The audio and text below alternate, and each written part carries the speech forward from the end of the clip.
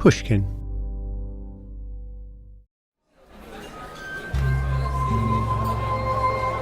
The Grand Crystal Tea Room, on the 8th floor of Wanamaker's department store in Philadelphia, was a local institution in the 1920s and 30s, with its fine dining and spectacular chandeliers.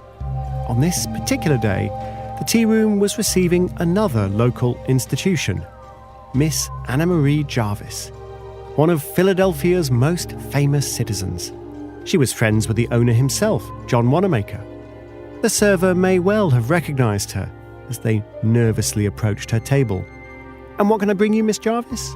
I notice you have a special Mother's Day salad. Yes indeed, Miss Jarvis. You may bring me that. Of course, Miss Jarvis. A Mother's Day salad, the perfect way to celebrate the second Sunday in May. No doubt when treating one's beloved mother to a fine luncheon at the Grand Crystal Tea Room. The elegantly presented salad was brought out and set in front of Miss Jarvis. With an icy calm, she rose to her feet, picked up the plate, and dumped the salad on the tea room floor. She then took out her purse, left payment on the table, and swept out across the opulent dining room. Every Mother's Day lunch would have stopped. Forks paused midway to mouths. Every eye in the Grand Crystal Tea Room would have been following her as she left. Well, there goes Miss Marie Jarvis, the founder of Mother's Day. I'm Tim Harford, and you're listening to Cautionary Tales.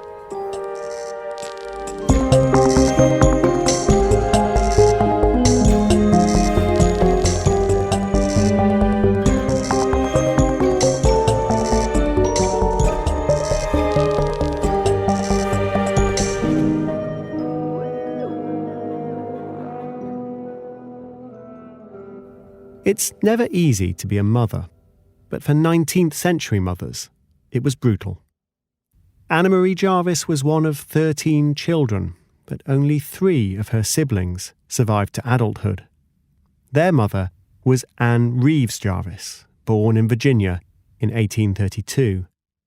Before Marie was even conceived, her mother had set up a community organisation to improve the health of other mothers, teaching them about hygiene measures such as boiling drinking water. She was pregnant with her 6th child at the time. But such measures only went so far in a world that was perilous for children. Before daughter Marie was born, her mother had buried 7 of her children, several killed by measles. Before Marie was old enough to walk, her mother had organised medical treatment for the wounded men on both sides of the Civil War. Anne Reeves Jarvis lived a life full of suffering and of service. When Marie was 12, she went to a Sunday school class led by her mother, who offered these words as a closing prayer. I hope and pray that someone, sometime, will found a memorial Mother's Day commemorating her for the matchless service she renders to humanity in every field of life. She is entitled to it. Marie Jarvis did not forget. Marie was fiercely admiring of her mother and protective of her too. She was acutely aware of her mother's grief. Anne Reeves Jarvis would tell her daughter about the dreams she had. In one dream, she walked barefoot, carrying her young child to a biblical mountaintop.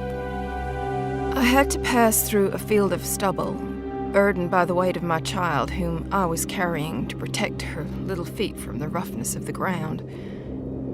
I climbed the hill in the greatest agony and could see the tracks of blood I left behind at the stubble, pierced by aching feet. It was a vision of the death of a child, and a sign that no pain, no sacrifice from the mother could protect her daughter. From a mother who lost 9 children, the subtext needs no explanation. And perhaps it's not surprising that Marie seemed tied to her mother's apron strings for many years. Only in her late 20s did she finally move out from the family home in rural West Virginia to the city of Chattanooga and then to Philadelphia. She sent letters home every few days. I think I love you more and more each day. Her father was always a distant figure and a heavy drinker. When he died, she wrote, You are more to us now than ever, and we all want to take care of you, so we can have you with us a long time, for you are such a dear, good mother. In fact, they had her with them for just a couple more years. On the 9th of May, 1905, old Mrs. Jarvis died, surrounded by her surviving children. But her last words were breathed to Anna Marie alone. And Anna Marie, it seems, had remembered her mother's prayer of nearly 3 decades earlier. At her grave, she vowed, "By the grace of God, you shall have that Mother's Day."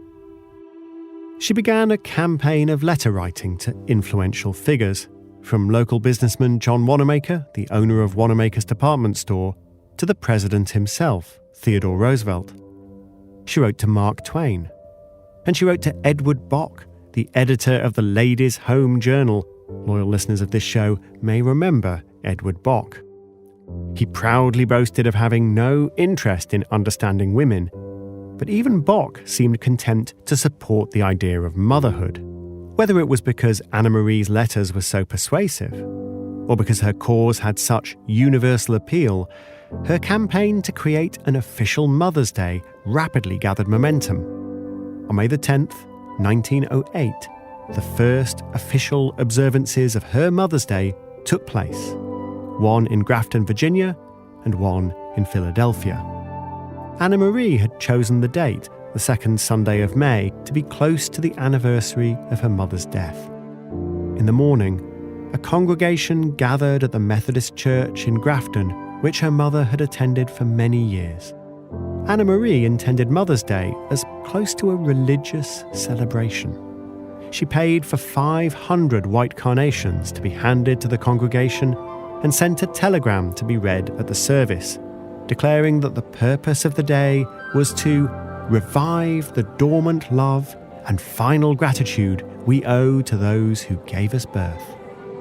That afternoon, over in Philadelphia, 15,000 people tried to get into the Wanamaker store auditorium. Anna Marie Jarvis spoke for over an hour on the power of motherly love. It was a good start, but Anna Marie wanted more for Mother's Day, so she quit her job, set up the Mother's Day International Association, and toured Europe in 1913 to promote her idea, funded in part by donations and in part by her brother, who was a successful businessman. In 1914, she was present in the gallery when the US Congress granted its official approval, putting Mother's Day on the national calendar. Anna Marie had been true to her promise, and her mother's prayer had been answered.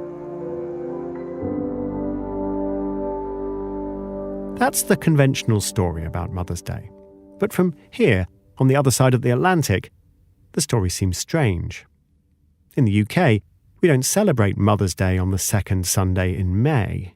We celebrate Mothering Sunday on the fourth Sunday in Lent, which is usually in March. You'd return to your mother church on Mothering Sunday and pay respects to the Virgin Mary, although you might also take the opportunity to visit your own mother too. That tradition is centuries old, much older than the United States itself. As the author of The Definitive History of Mother's Day, Catherine Lane Antolini, points out, it's not just the British who had much older Mother's Day traditions. The Greeks and the Romans celebrated mother goddesses, as did early Christians. And in 19th century America, there were others who publicly promoted the idea of Mother's Day before Anna Marie Jarvis. Her own mother was one of them. But so were well-connected Bostonian abolitionist Julia Ward Howe and Juliet Calhoun Blakely, a leader of the temperance movement from Michigan. So was Mary Towles Sassine, who came from a wealthy family in Henderson, Kentucky.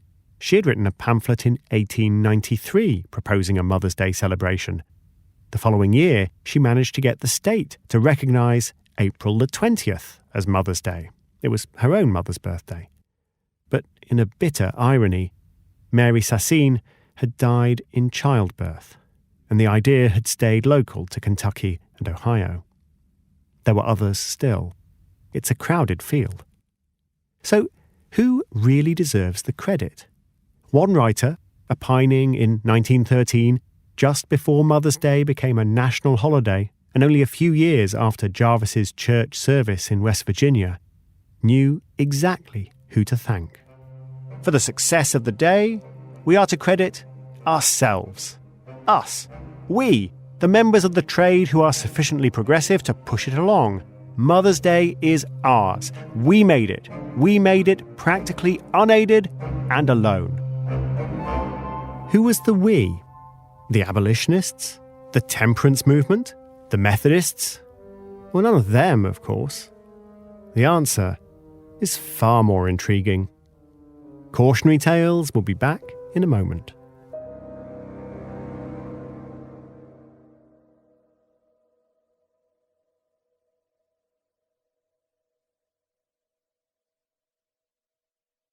Mother's Day is ours. We made it. We made it practically unaided and alone. These confident claims were published in the Florists Review, a trade magazine written by florists for florists. Right from the start, Marie Jarvis's Mother's Day had been bound up with the idea of flowers. She spent $700 giving away white carnations in the first 5 years of the service. Relative to the wages of the day, that would be about $100,000 now. Philadelphia was drenched in flowers. The city's rapid transit company had given 10,000 white carnations to its workers and its passengers in 1910. In 1913, Wanamaker's department store gave away 49,000 flowers to customers to celebrate the new Mother's Day holiday. Jarvis, remember, had approached the owner, John Wanamaker, for support early on. None of this would have been possible without the active support of florists, who had plenty of cheap flowers available in May and were looking for an opportunity to stoke demand. And it worked. Soon enough, the Philadelphia Inquirer noted that you couldn't beg, borrow, or steal a carnation on Mother's Day, which may have been true, although I'm sure Philadelphia's estimable florists would have found a way to sell you one for a price. The price of carnations around Mother's Day increased 30 times over, from half a cent to 15 cents in just 5 years. Jarvis wasn't impressed. She'd originally chosen the white carnation as an inexpensive flower that anyone could afford. Soon some genius suggested wearing a white carnation if your mother was dead and a red carnation if she was alive, thus dramatically expanding the supply. Jarvis wasn't impressed with that either. She complained that she never meant the badge of honor to become a badge of mourning. The florists, meanwhile, were at pains to point out that neither the red nor the white carnation that one might wear could be a substitute for the bouquet of flowers one would buy for one's mother. Despite their disagreement over the red carnation, the florists loved Jarvis's vision of a Mother's Day that was personal, not political. Marie Jarvis used the slogan, "For the best mother in the world, your mother." To her, Mother's Day was about the closest of all family relationships, between a mother and her child. That seems obvious and inevitable now, but it wasn't at the time. Even Marie's own mother had a very different vision for a Mother's Day. Her Sunday school prayer, the one that Marie had witnessed as a child, hoped for a memorial Mother's Day that would recognize her service to humanity in every field of life. She had in mind a grander canvas and thought a Mother's Day would be an opportunity for reconciliation after the bitterness of the Civil War. She imagined Mother's Day picnics in which mothers of veterans from both sides would get together and talk. Many other Mother's Day proponents had similarly political ideas. Juliet Calhoun Blakely was an advocate for the temperance movement, while Julia Ward Howe had proposed a Mother's Peace Day on the 2nd of June, on which mothers around the world would work together to put an end to war. A lovely sentiment, but not one that's likely to sell a lot of flowers and candy. Anna Marie didn't want to help mothers in general to organise for peace or temperance. She wanted you to celebrate your mother. No wonder Anna Marie Jarvis's sentimental vision was the one which got so much support behind the scenes from the Florists. It was the very simplicity and universality of her idea, let's all say thank you to Mum, that made it so ubiquitous, and therefore so lucrative. Other women had tried to promote a Mother's Day before her, but Anna Marie Jarvis had sealed the deal. And she had the Florists to thank for that. They had pushed the idea, advertised it, and made it feel like an occasion only a scoundrel would forget. But the Florists didn't want to be seen as the driving force behind Mother's Day. That would be crass. So they quietly sponsored newspaper columns telling the story of Anne Reeves Jarvis's wish for a Mother's Day and her daughter Anna Marie's determined campaign to see her late mother's wish become a reality. Much better that she, rather than they, were seen as the creators of Mother's Day. At first, Jarvis had been happy to get the support of the floral industry. She'd even provided special Mother's Day signs which any florist could display next to their wares. It was fine, as long as things didn't go too far. But when commerce meets the calendar, things usually do go too far. Around the same time as Anna Marie's campaign, the raisin growers of California started promoting National Raisin Day. They advertised, sent out flyers with recipes, and it worked. On April the 30th, 1909, the restaurants of America were outdoing each other in their efforts to offer dishes based on dried fruit. And by the following year, the newspapers were complaining about it. The Planet Money podcast has coined a delightful phrase for an irritating practice: the holiday industrial complex. The holiday industrial complex will use any means necessary to get commercially lucrative days onto the calendar, often with the help of the US Congress, which approved Mother's Day back in 1914. By the mid-1980s, Congress could do little else but introduce more commemorations, no doubt thanks to vigorous lobbying. In 1985 and 1986, 1/3 of all laws passed by Congress recognized a special commemorative period, such as National Air Traffic Control Day or National Birds of Prey Month. 227 were introduced in just those 2 years. But the holiday industrial complex doesn't need Congress to create these special days. There are plenty of others who'll do that. The 6th of February, for example, has been designated the National Day for the Sami people of Scandinavia, and the United Nations Day for zero tolerance to female genital mutilation. Unfortunately, it's also National Frozen Yogurt Day and National Lame Duck Day in the US. While in the UK, it's Ice Cream for Breakfast Day and National Sickie Day. What's going on to produce such jarring conjunctions? It's partly that these special days provide a way for the producers of raisins to coordinate with each other. It's the same for the producers of ice cream, or for the campaigners and the NGOs raising awareness of female genital mutilation. When it might be hopeless for one of them alone to get people excited about their cause, whether it's something serious like protecting girls from harm, or something silly like selling oatmeal and raisin cookies, if they all get together, that might be enough to get noticed, at least for one day. And there are a lot of people out there looking for something to talk about, from radio hosts to social media influencers. The void must be filled, and on a slow news day, why not talk about lame ducks or ice cream for breakfast? Even serious issues such as female genital mutilation can't easily be discussed without some sort of excuse. There needs to be a peg onto which to hang the news story or the Facebook post. And if that makes you think about how shallow our media discourse can be, don't let yourself feel too superior. Anyone who's used Christmas cards as an excuse to revive a long-withered friendship, or who can't quite organise a romantic candlelit dinner without Valentine's Day as a prompt, knows that sometimes even crass commercial traditions can be better than nothing. Marie Jarvis seems to have understood this. She'd written to her own mother incessantly, to the point where, when more than a week went by without a letter from Marie, old Mrs. Jarvis wrote to ask what was wrong. A single letter on Mother's Day seems such a thin substitute for an ongoing correspondence between mother and daughter. But Marie urged people to write to their mothers on Mother's Day, because she knew that otherwise they might not write to their mothers at all.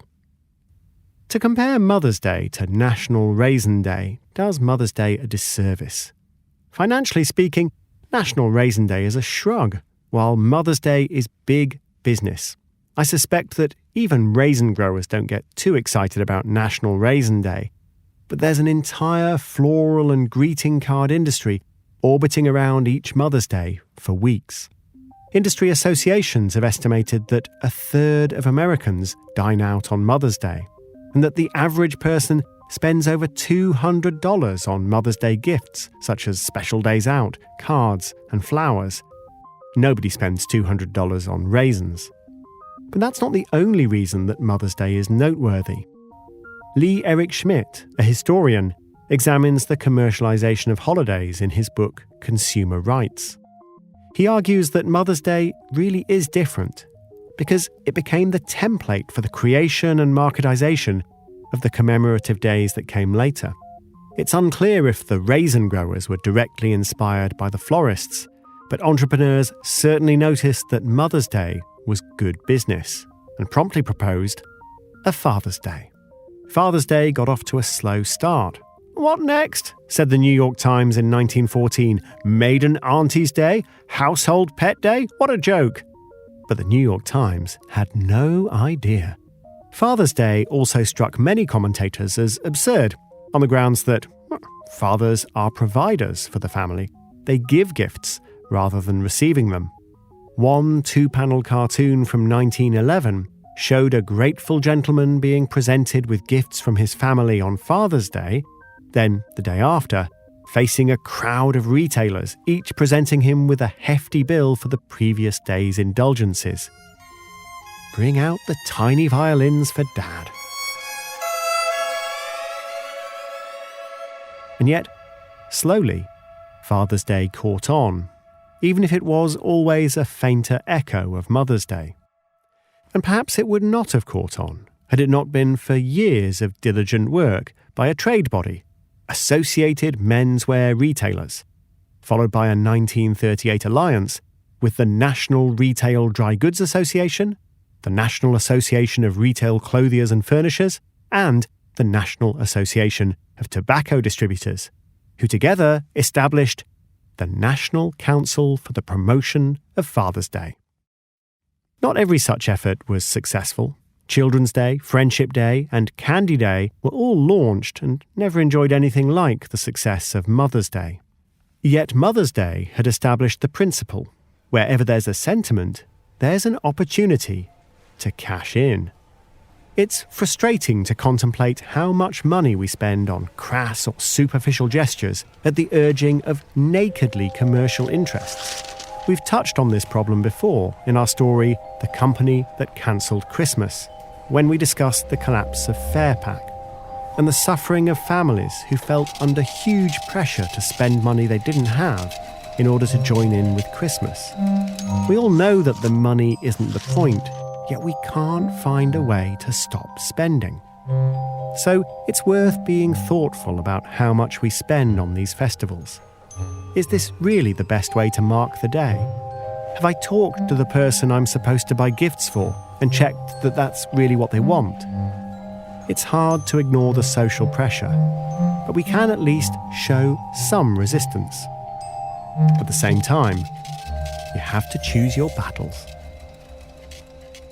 Which is perhaps why Marie Jarvis is not really remembered now as the creator of Mother's Day. She's remembered instead, if she's remembered at all, as the person who tried to cancel it. Cautionary Tales will return in a moment.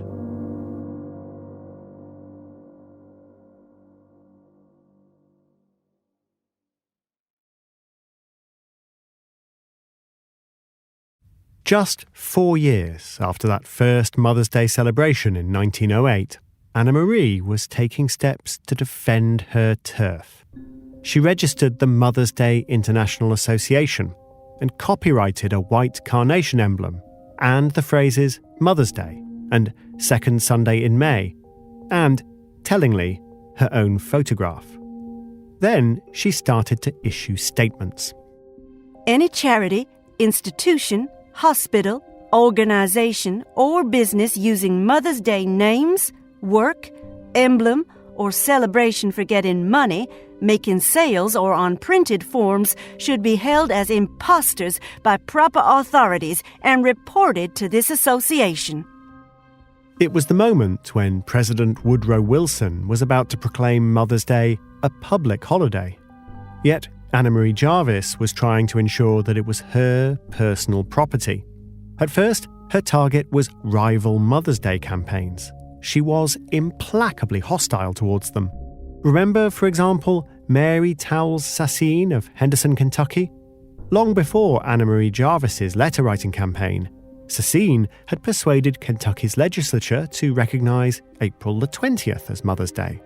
And the good folk of Henderson, Kentucky wanted some recognition for their local woman's achievement. Anna Marie Jarvis was having none of it. Here's a friendly telegram from Jarvis to the Henderson, Kentucky Chamber of Commerce. Why don't you stop fraud against Mother's Day through misrepresentation about founder? You know no person in your town ever gave a cent for Mother's Day, nor was its promoter.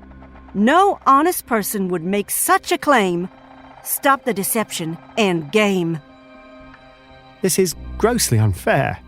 Sassine had pushed the idea of Mother's Day long before Jarvis.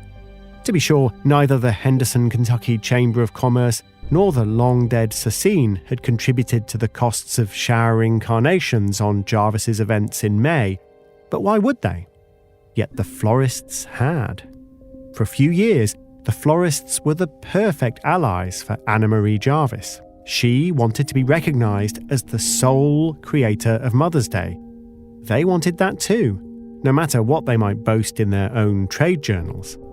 They knew nobody was going to celebrate a Mother's Day transparently created by florists and confectioners. Much better to have Jarvis as their figurehead, with her own tale to tell of a daughter's love for her long-suffering mother. But relations between Jarvis and the Florists didn't stay rosy for long. Around 1920, Jarvis started to make a nuisance of herself. She seems to have feared losing control of the central project of her life. It is not for strangers to meddle with. Perhaps she also felt resentful that she and her story had been exploited, and grew tired of being an unpaid saleswoman for the Florists. Having showered carnations on the first few Mother's Day celebrations, she announced, We are opposed to the great waste of money for flowers for funerals, holidays, Mother's Day, and similar occasions. We do not wish Mother's Day to have any responsibility for such waste. She created special badges with a Mother's Day design in the hope that people would buy and wear them instead of carnations. The badges showed a white carnation, the words Mother's Day, and then, in smaller type, Anna Jarvis, founder, Philadelphia. Understandably, the Florists were not happy. But using her copyrights, she repeatedly sued or threatened to sue people who designed their own celebrations of Mother's Day. At one stage, she had more than 30 lawsuits pending, although with little success. And she took action outside the courts too. She issued strident press releases. What will you do to rout charlatans, bandits, pirates, racketeers, kidnappers, and other termites that would undermine with their greed one of the finest, noblest, and truest movements and celebrations? And she staged protests. For example, that day when she walked into her old friend John Wanamaker's opulent tea room and dumped a Mother's Day salad on the floor. It was a poignant protest against the commercialization of the day, and it can't possibly have achieved anything. Because this is a hopeless quest. Inventing Mother's Day and hoping it won't be commercialised is like inventing beer and hoping people won't get drunk. It's an exercise in futility. Mother's Day grew and grew as a festival of spending, leaving behind Anna Marie's vision of a day of devotion and gratitude, involving the writing of grateful letters and some prayers in church. Some florists found her complaints embarrassing and were relieved when in 1922 Florists Review declared that the Jarvis campaign had been completely squelched. Others enjoyed the controversy on the principle that there was no such thing as bad publicity. When her public eruptions achieved little, and her legal actions proved as fruitless as they were expensive, Anna Marie appealed to a higher power. She wrote to President Franklin Delano Roosevelt in 1933, requesting that he turn aside from ending the Great Depression for a moment and focus on imposing legal penalties for florists, confectioners, and greetings card companies who used her copyrighted phrase, Mother's Day. It was one of many letters she sent to the White House, but she got nowhere. Her biographer, Catherine Lane Antolini, argues that this dispute was about more than the commercialisation of Mother's Day. It was about recognition. Antolini told me that Jarvis could not stand the thought of someone else getting credit for all her work and sacrifice. And so Jarvis took the ultimate step. She announced that she was abolishing Mother's Day. Few people seem to have noticed. Some sources claim that she went door to door, collecting signatures for a petition to get Congress to abolish the holiday it had recognised many years before. If that's true, she didn't succeed. But even an act of Congress would have changed little. Nobody really cares what Congress says about commercialised holidays anymore. In the 1990s, the House of Representatives passed a rule forbidding itself from dignifying any further silly commemorative days. Did you notice? No. The holiday industrial complex has rolled on with the help of marketing campaigns and a compliant media. Once Anna Marie Jarvis, with the help of the Florists, had managed to establish Mother's Day in the public consciousness, something irreversible had been set in motion. Neither she nor Congress had the power to close that Pandora's box of carnations and candy and Mother's Day salads. One power she hadn't lost was the power to command the attention of the media, even if it was not the kind of attention she wanted. In 1938, Time magazine published a short article about Anna Marie Jarvis. Anna Jarvis is the 60-year-old Philadelphia spinster who invented Mother's Day. She was 74, so that's not a good start. Whenever she thinks of what the flower shops, the candy stores, the telegraph companies have done with her idea, she is disgusted. Time went on to explain her record of troublemaking, as part of what the magazine described as her hopeless 25-year fight against commercialism. Once, she was arrested for disorderly conduct for interrupting a Philadelphia meeting of American war mothers, whom she accused of profiteering on Mother's Day carnations. Last week on Mother's Day, she contented herself with denouncing a Manhattan Mother's Peace Day parade. The magazine went on to explain that the old Philadelphia busybody was now a recluse, using a periscope to observe her front door without having to show her face at the window, and instructing her maid only to answer to a coded knock. Time added that she wrote violent telegrams to the president, walked around carrying a satchel full of press releases and old publicity photographs, and had arranged her home as a kind of shrine to her own dead mother, where she sat alone, listening to the radio, and hoping to hear her late mother's voice come to her from another place. Anna Marie Jarvis did exactly what you'd expect. She published a press release, declaring that the Time article was libelous and rebutting each allegation in painful detail. It's not clear how many of the claims in Time were true. Given that they got her age wrong, one has to wonder. But it is clear that the ageing Jarvis was frustrated and isolated. And from time to time, other newspapers published stories describing her as a bitter, tragic figure.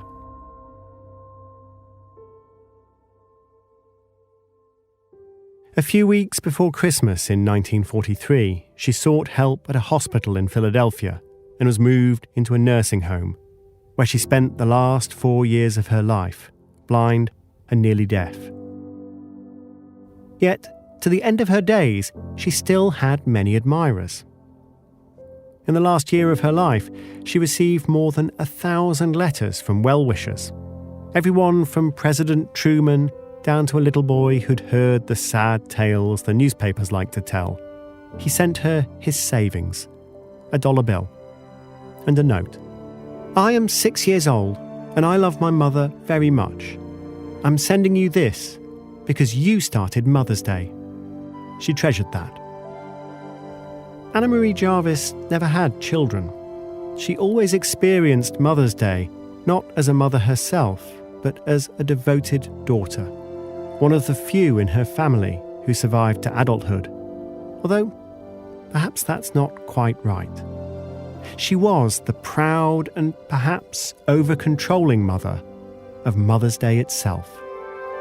But as any mother can tell you, children have minds of their own.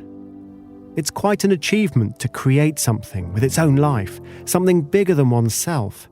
Perhaps it's too much to expect to be able to control it too. We need to be able to let go. Marie Jarvis couldn't. "This is the paradox of my life," she told one interviewer. "My greatest success is also my greatest defeat."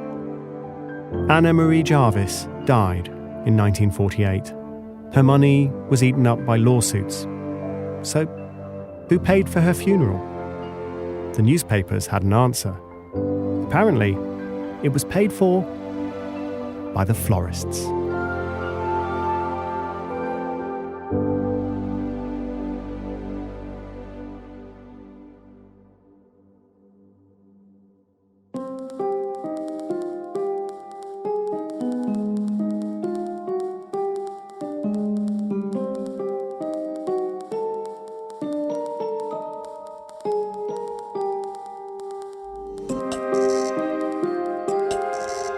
Catherine Lane Antolini's book is titled Memorializing Motherhood, Anna Jarvis and the Struggle for Control of Mother's Day.